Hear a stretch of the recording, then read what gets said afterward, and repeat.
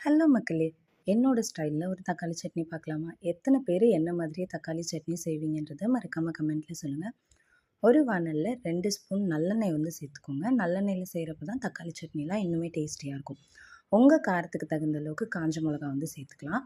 ஒரு 4 பல் பூண்டு சேர்த்துக்கிட்டு 5, 6 கருவேப்பிலை இலைகள் சேர்த்துக்கோங்க. கருவேப்பிலை இலைகள் ஜாஸ்தியா வந்து சேர்க்கக்கூடாது.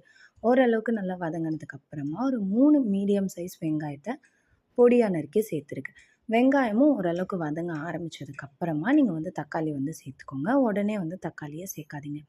இந்த சட்னிய பொறுத்தவரைக்கும் வெங்காயம், தக்காளி நல்லா வதங்கியிருக்கணும். அப்பதான் டேஸ்ட் சூப்பரா இருக்கும். நல்லா பழுத்த ரெட் கலரா இருக்க தக்காளிய வந்து யூஸ் பண்ணிக்கோங்க. காஷ்மீரி சில்லி போடலனாலும் இந்த தக்காளியோட கலரே உங்களுக்கு வந்து சட்னிக்கு சூப்பரா இருக்கும். பழுத்த பெரிய சைஸ் தக்காளி 2 வந்து சேர்த்துருக்கேன். சட்னிக்கு தேவையான கல்லுப்பையுமே நான் இந்த ஸ்டேஜில் வந்து சேர்த்துற போகிறேன்.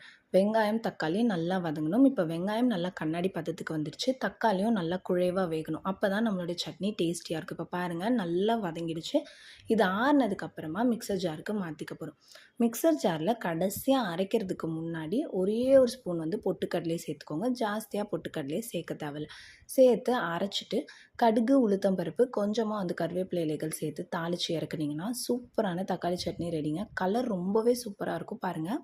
காஷ்மீரி சில்லி போட்டிங்கன்னா இன்னுமே கலர் வந்து உங்களுக்கு கிடைக்கும். ஹோட்டலில் கிடைக்கிற அளவுக்கு உங்களுக்கு வந்து கலர் இருக்கும். கண்டிப்பாக இந்த சட்னியை ட்ரை பண்ணி பார்த்துட்டு எப்படி இருந்துச்சுன்னு சொல்லுங்கள். எத்தனை பேர் இதே மாதிரி உங்கள் வீட்லேயும் சட்னியாக இருப்பீங்கன்றத மறக்காமல் கமெண்ட்டில் சொல்லுங்கள் வீடியோ. Thank you.